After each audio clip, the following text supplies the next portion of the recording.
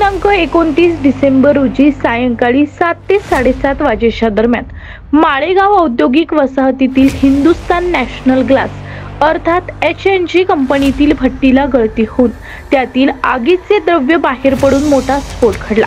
त्यामुळे कंपनीला भीषण आग लागली। आग लागलेली पाहून अनेक कामगारांनी तेथून पळ काढला अशी माहिती मिळत आहे। मात्र परप्रांतीय कामगार त्या आगीच्या भक्ष्यस्थानी सापडले असल्याची चर्चा होत आहे। म्हणून प्रसार माध्यमांना तेथील चित्रीकरण करण्यास मज्जाव करण्यात येत होती। आग इतकी भयंकर होती की क्षणार्धात आग 3ऱ्या मजल्यापर्यंत पोहोचली।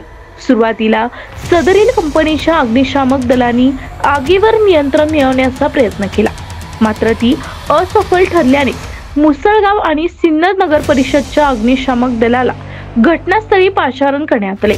आगीची बातमी सिन्नर शहरात पोहोचताच सिन्नर पोलीस व MIDC पोलीस घटनास्थळी हजर झाले आणि आग विझवण्यासाठी 4 फायर ब्रिगेडच्या गाड्या आणि 3 ॲम्ब्युलन्स घटनास्थळी हजर झाल्या। आगीवर नियंत्रण मिळवण्याचे काम युद्धपातळीवर सुरू असून यात कंपनीचे मोठ्या प्रमाणावर नुकसान झाले आहे।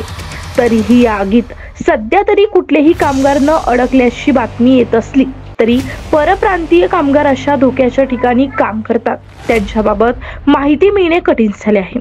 उद्या सकाळपर्यंत घटनेबाबत सविस्तर माहिती मिळण्याची शक्यता वर्तवली जात आहे। SN न्यूज साठी ऋषिकेश घोलप, स्पेशल रिपोर्ट।